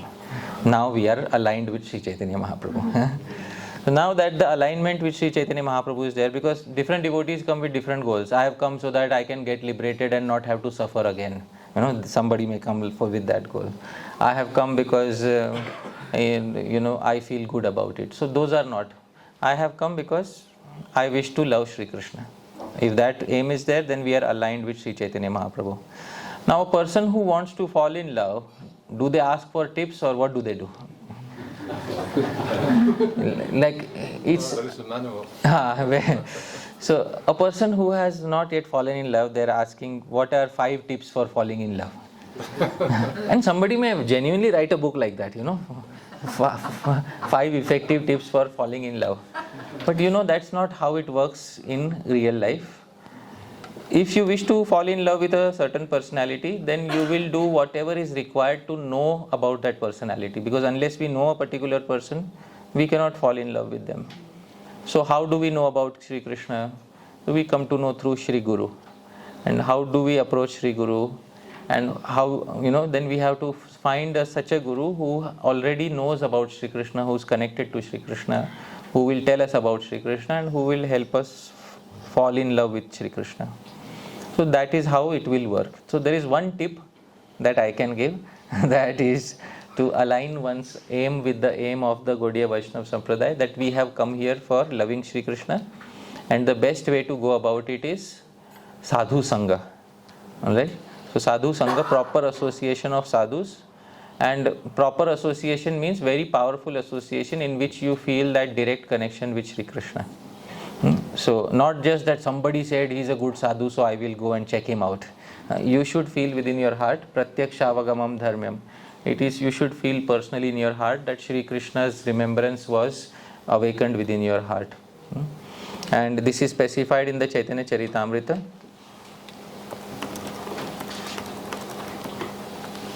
Please repeat. Krishna Bhakti Janma Mula. Krishna Bhakti Janma Mula. Hai Sadhu Sangha.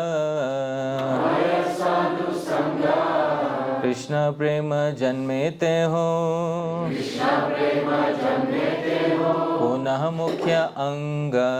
Punah Mukhya Anga. Chaitanya Charitamrita Madhya Leela 22.83. Please read the translation, Prabhu. Srila Prabhupada's translation. The root cause of devotional service to Lord Krishna is association with advanced devotees. All right, it's very the root cause. Even half a syllable is not meaningless. All right, the root cause of genuine devotional service to Shri Krishna is association with which devotees? And advanced or non-advanced, you cannot rubber stamp somebody. Advanced or not advanced, it comes when you are in contact with them and you genuinely feel that connection or that remembrance of Shri Krishna. That is whom advanced, that is the meaning of advanced here. Please read ahead. Even when one's dormant love for Krishna awakens, association with devotees is still most essential. Yeah, so you need to have that quality association. Only in quality association will it be possible to have that sort of a connection with Bhagwan. So I think that answers your query to some degree. So we'll go to Manjari Mataji. Chirag Prabhu? Chirag Prabhu is here.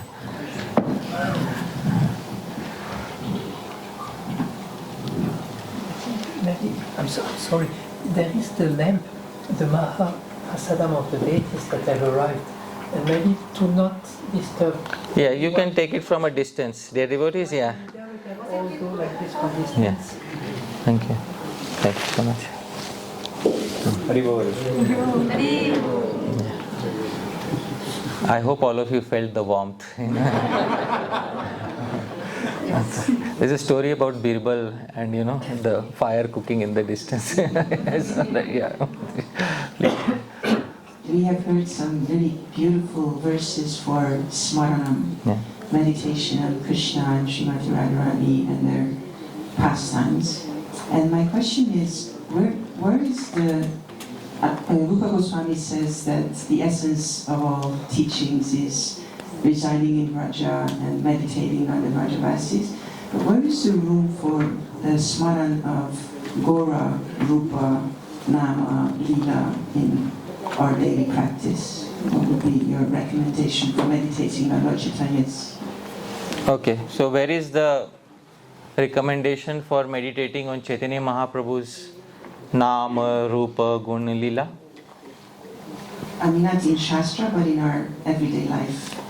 Yeah, in our everyday life, because Acharyas sometimes not only teach by giving specific instructions, but Acharyas also teach by indication. There is a very nice example of this in the Mahabhashya of Panini. So I will try to specify if I can find it here. Yeah. So here is what it says in the Mahabhashya of Patanjali Muni. Ingitena cheshtitena nimishitena mahata va sutra prabandhena acharyanam abhiprayo gamyate. The intentions of all previous acharyas are understood either by their actions or by their direct writing. So sometimes an acharya indirectly indicates ingitena. So not everything is put into writing. Sometimes ingitena. Sometimes they indicate something by their actions. And then by their actions you find out that what the acharya wants. So in the writings of Sri Rupa Goswami you can find ingitam, indication. So in the very beginning he will have a few verses for Sri Chaitanya Mahaprabhu, and the rest of the book will be dedicated to Sri Krishna. If you have seen, this is the pattern that Sri Rupa Goswami follows. He may not give an instruction, but it is ingitam. Ingitam means it's how he indirectly indicates how our practice should be. So like Srila Prabhupada said, Jai Sri Krishna Chaitanya Prabhu Nityananda once before Kirtan, and then the main Kirtan should be what, dear devotees? Hare Krishna, Hare Krishna. So ingitena, acharyas teach something by their indications, and not always everything is written down specifically. In such conditions, this quote from Mahabhashya of Patanjali on Panini's sutras is very important. Ingitena, by their indications, cheshtitena, by their actions, nimishitena, sometimes simply by their blinking of eyes, nimishitena, mahatava sutra, or sometimes by writing a direct shastra, and acharya's intentions are to be understood. So this is what Patanjali Muni says in Mahabhashya. The Shastras explain so many things, how to understand an acharya.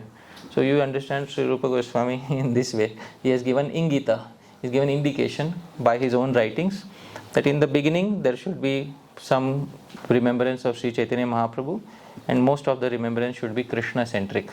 Because it comes back to the point where Chaitanya Mahaprabhu was saying, if you have love for me, don't sing of anything else besides Sri Krishna. Because things can easily go wrong, and then I can say, why Krishna? I'll just remember Sri Chaitanya Mahaprabhu 24 hours a day. And then I can form a new cult only around Sri Chaitanya Mahaprabhu. And then I can give an excuse that if I utter Mahaprabhu's name, Krishna will always come. Isn't it? So I remove Krishna's name. So that is where things go wrong, because we could not understand the indications of the previous acharyas. So some expertise is required in that. So I hope that answers your query. The answer is given in Mahabhashya of Patanjali. Yeah. So there are some beautiful literatures. The followers of Sri Vishnu Chakravarti Thakur have written, I think his name is Krishna Das, a beautiful description of Mahaprabhu's daily pastimes. There we find that Mahaprabhu is always thinking about Radha and Krishna. Yeah. So if we really think about Mahaprabhu, we must arrive. We must arrive at Radha Krishna. At the same time, there is also in Navadvip, there are some branches of the Sampradaya who are like specialized in Gaur Leela. And like we respect everybody, and we like to be as democratic as possible. We respect everybody. that there are branches who have dedicated themselves to Ashtakaliya Leela Smaran of Chaitanya Mahaprabhu. And there are branches. We can't deny that they exist.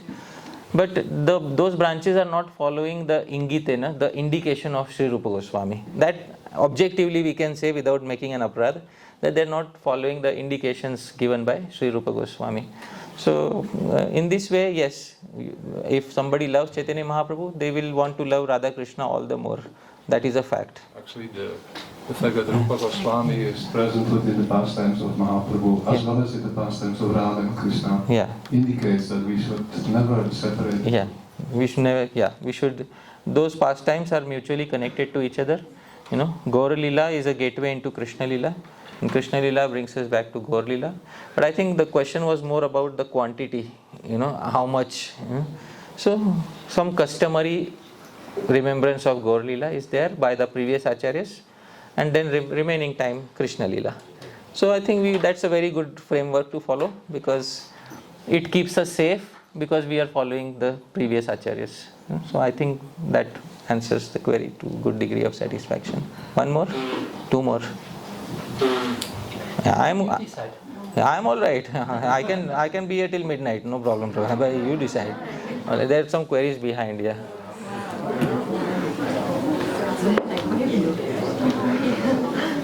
Sorry, I couldn't see in the background in the dark. I'm a little dark for me. Sorry. Yeah. The light is flashing on my eyes, so I couldn't see. Hare Krishna, Prabhuji. Yeah, Hare Krishna. Thank you, Prabhuji, for your eye-opening lectures. And it opens the eyes of people who are sleeping. I know. Yeah, Prabhu, I am also sleeping, so it's needed to be. I always tell people, if you ever have insomnia, just come and sit in my lecture. I guaranteed cure or your money back. All right? So basically, my question is, Prabhu, that we get instructions from our superiors and our spiritual master. But although we follow it, but the level of surrender is not increasing. You are following, which means you are surrendered, right? But we feel that we are not surrendered that much that needed to be there. So how we can increase that surrender level? Surrender is objectively defined by Sri Rupa Goswami. That what is the technical term for surrender? What is surrender in Sanskrit? Please tell me. Sharanagati. Ah, wonderful. So now you have the technical term. Now once you have the technical term, you can look up the definition of Sharanagati in the Shastra. Please repeat after me. Anukulyasya sankalpa Pratikulyasya varjanam Rakshishyati iti vishvaso Goptratve varanam tatha Atmanikshepagarpanye Shadvidha Sharanagati. Sharanagati has 6 forms. It has 6 limbs. First is Anukulyasya Sankalpa. If we are doing what is favorable for our bhajan, first limb. Second, Pratikulyasya Varjanam. If we are avoiding what is unfavorable. Third, Rakshishyati iti Vishwasa. Bhagwan will always protect us. This Vishwas, this faith one should have. Goptritve Varanam Tatha, and Bhagwan is our highest maintainer. Fifth is Atma Nikshepa, having a feeling of surrendering everything to Bhagwan, and Karpanya, a feeling of humility. These 6 are defined as limbs of Sharanagati. The more you have these, the more Sharanagati you are. If you feel lacking in some way, come in direct contact with a devotee who has already attained these 6 limbs, and emulate their behavior as much as possible, and understand their concept of Sharanagati so that your doubts are driven away. There are 6 limbs of Sharanagati, and one who has that, they are called Sharanagat, they are called surrendered. Often a question, I don't feel surrendered enough. So there is no yardstick to measuring such questions. The yardstick is given by the previous acharyas. There are 6 limbs to Sharanagati. You don't have to develop all 6 separately. It's not that you develop one limb separate. This year I'll develop one limb. Next year I'll develop the second limb. It doesn't work that way. in contact with a good devotee who has all the limbs, you will also develop all the limbs. So sadhu sangha, as I was saying, Krishna bhakti janma mula. The root of Krishna bhakti is proper sadhu sangha. So that will definitely help. Right? Thank you so much. Yeah. Prabhu, I got a quick question. Yeah. We were discussing that. Well, first of all, thank you, Prabhu, for just life-saving instructions and also so completely like exposing the treasure house of Srila Rupa Goswami, accessible to all of us. I am trying to save my own life, but you can, yeah. Prabhu, we were discussing the other day about the Ashtakaliya pastimes of Lord Shri Krishna. Yeah. Kaliya is a demon. Kaliya with the short means timed. So there is very subtle difference. So Kaliya is the Nag. So Ashtakaliya with the short yes, Ashtakaliya. Yes, please tell. Yeah. And at the same time, you also, I heard somewhere that there is no concept of time in the spiritual world. So how can we like correlate both of these? Yeah, that's a wonderful question. There is no concept of time in the spiritual world. Of course, there is a concept of time in the spiritual world. There is day and night, there is sun and moon, there are 6 seasons in the spiritual world. Would you like to know the names of the 6 seasons in the spiritual world? I'll show you the names of the 6 seasons, which will automatically clarify that obviously there are going to be seasons and times, etc. This is in Anand Vrindavan Champu of Sri Kavi Karnapur, where Sri Kavi Karnapur gives the names of the 6 seasons of the spiritual world. Alright. He says, Yasya cha kalatitasyapi. Sri Kavi Karnapur says, it is kalatit, it is beyond material time. Alright? It is beyond material time. Shadbhireva ritubhir. Bhagavalli laupaika taya prakritairapi aprakritairapi prakritairiva bhasamanai. So for the facilitation of Bhagavan's Leela, although these 6 seasons are non-material, they appear as if they are material, but they are non-material. I hope you are able to understand. So this is what Sri Kavi Karnapur says. Krita Vibhaga, these are the 6 divisions. Shad Vibhaga, what are the 6 divisions? Please repeat after me the names of the first season. Varsha Harsha. Rainy season, that gives a lot of joy. Alright, unlike the rainy season in this part of the world, which doesn't give a lot of joy. Sharad Amodaha. Fall season, which gives another great amount of delight to the heart. Dear devotees, third. Hemanta Santosha. Pre-winters, which gives you satisfaction instead of chilling your bones. Dear devotees, next. Shishira Sukhakara. Actual winters, which is very cooling to the body, pleasing to the body, not like the winters that we have in this world. Vasanta Kantaha, beautiful spring, and Nidagha Subhaga, auspicious summer. These are 6 names given by Sri Kavi Karnapur in Anand Vrindavan Champu. So there are 6 seasons, and these 6 seasons come in time. Ahead, Sri Kavi Karnapur says that 6 seasons come in their respective time during the year, but there is also a special section in Vrindavan where all 6 are manifest in the same place. So he draws a map of Sri Vrindavan in which those 6 seasons are there. So you can also have, as they say in Hindi, Sardi mein garmi ka ehsas. Alright, you don't know what it means, that you can have winters in summers, dear devotees. So there is a section in Sri Vrindavan where you can have all the 6 seasons together. So this is by Sri Kavi Karnapur in Anand Vrindavan Champu. Definitely there is time factor, the clock moves. But when it says there is no time, it means that the 6 effects of time are not present in the spiritual world. What are the 6 effects of time that are not present in the spiritual world? Birth, existence, growth, transformation, diminution, death. These 6 are not present in the spiritual world. That is what is meant by it. Alright, doesn't mean that everyone is frozen forever in the spiritual world and time doesn't move. So that is not the meaning of it. Okay, theek hai, chalo. I hope that answered your query. Okay, Mataji, yes. Thank you, Prabhuji. I have a question related to surrender only. I'm a beginner in Bhakti, so please bear with me if this is a silly question. One is, I would like to know, I know we have to depend on Krishna for the results of our actions. But how do we know where we leave it to Krishna and where we have to stop trying, for something to happen? Or like over-enduring on something, and how do we know what is Krishna's plan and where is the borderline for us to stop trying? Krishna usually doesn't interfere with our material life. So mostly whatever is going on in our material life is part of plan of Mahamaya, and that is what she has mandated for us. Only when we take to the path of bhakti does Shri Krishna start getting directly involved in our day-to-day life. Often people say, I will surrender to Shri Krishna, but surrender to Shri Krishna is a process of bhakti. And in bhakti, when one is situated on the path of bhakti, that is when Shri Krishna's presence is felt in day-to-day life.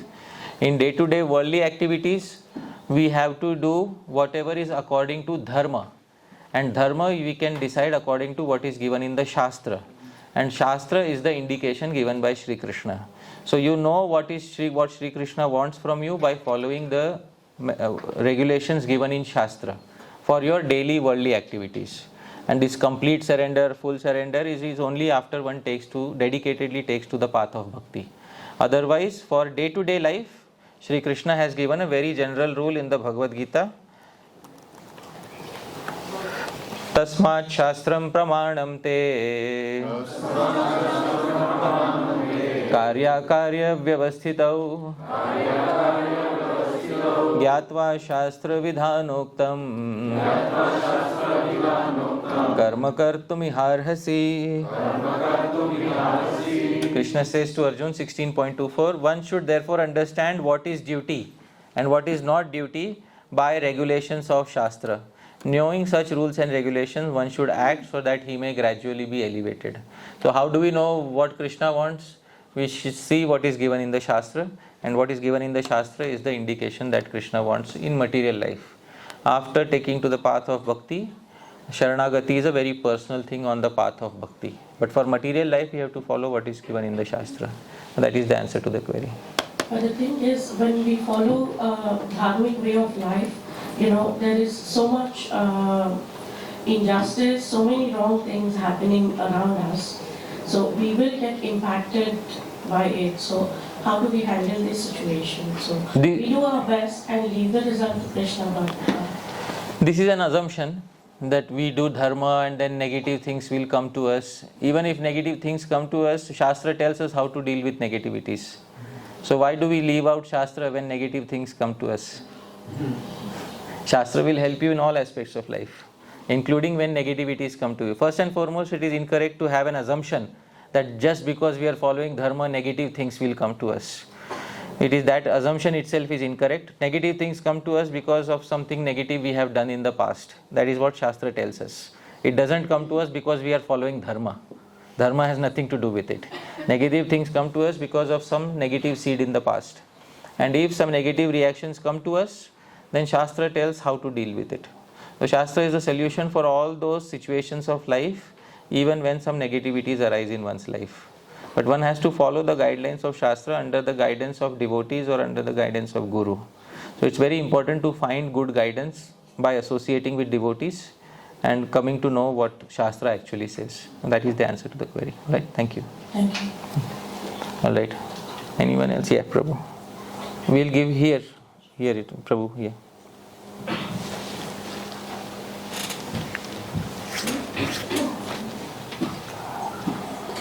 Hare Krishna. Yeah. In your answers, many times you mentioned the importance of good association. Yeah. So I would like to ask if you can elaborate how good association is important in this process of anartha nivritti, because many times it is said that this anartha nivritti is a slow process and it takes a long time and so on. And you, if I remember correctly, you said that it's better than to struggle alone practicing, than to take good association, as you said right now, good mentorship. So what would mean this good mentorship and how to associate with advanced devotees so that we can advance in bhakti? In general, in any field of life, the initial association that one takes is very important. Let's say somebody wants to prepare to be an Olympics medal winner, and they say, I'll practice alone without any guidance. Will it be easy for them to rise up to that level where they can be a gold medalist in an Olympics tournament? No, because they don't know the subtleties of mistakes that are made in those tournaments, and they need someone to tell them where the mistakes are made and to correct them from time to time. So therefore, an expert who has seen the field from all directions is needed in the very beginning, so that the expert will tell them that you should do this, you should not do this, avoid this, follow this. And under the guidance of that expert, it becomes very easy. I'll tell you another field. In childhood, students in the Gurukul are taught Sanskrit grammar. You cannot learn Sanskrit grammar without having a guru, because it is such a difficult subject that without a proper guru, by your own effort, it will be almost impossible to learn it properly. So just as a proper guru is needed in these fields of life, similarly, a proper guru is also needed in the field of bhakti. A proper guidance is needed. Otherwise, they will not be able to detect the mistakes that we are making. And unless somebody is able to detect those mistakes and help us, it becomes very difficult. Sometimes we start considering the mistakes as the genuine path. This is correct. Whatever I am doing is correct. But sometimes that may not be the case. So, and what is the yardstick for deciding, who is expert and who is not expert? The yardstick is Shastra. If they are able to point out from Shastra what you are doing is bona fide, then what you are doing is bona fide. If they are not able to point out from Shastra, then that means something is wrong. There should be there should be a source in Shastra for whatever activities we are doing in the sphere of bhakti. So that expert guidance is needed always. And once you have that, then nothing as good. Anartha nivritti becomes very quick. Let's say you come in contact with devotees and somebody tells you, keep chanting Hare Krishna, you should not sleep at any point of time, keep chanting and hear the words properly and chant loudly. Alright, and you do that for 20 years. After 20 years, you discover this verse, Bahu Janma Kare Yadi Shravana Kirtan, Tabu Tana Paye Krishna Pade Premadan. If one is infested with 10 offenses, you cannot achieve love of God. But you spent 20 years already. Now please tell me what to do. So it's very important to have that person who knows the subtleties of the process, the nuances of the process, so that they can tell you exactly what needs to be done. Otherwise, they will give you one-sided opinion and you will follow that opinion and it will not work for you. You don't get the result even after decades of practice. And then what is the use? You made progress but very little progress, and you spent a lot of time for that little progress. Better would have been to have some expert guidance and to have made rapid progress in that time. Your time is very valuable, so might as well give it to somebody who's an expert. Yeah, right? Last or finished? No. Finish. All right. But maybe I can just have quick the microphone. I'm sorry, Hari Parshad Prabhu, but we need to leave a little break. Sure. It should be fresh. I'm happy. Just before, because you were so kindly glorifying devotees, there's one devotee I would like to glorify today. I think we all had a lot of pleasure with the lunch that were cooked all those days. This was by the grace of Shyamananda's wife, Manjari. And thank you so much for this wonderful seva.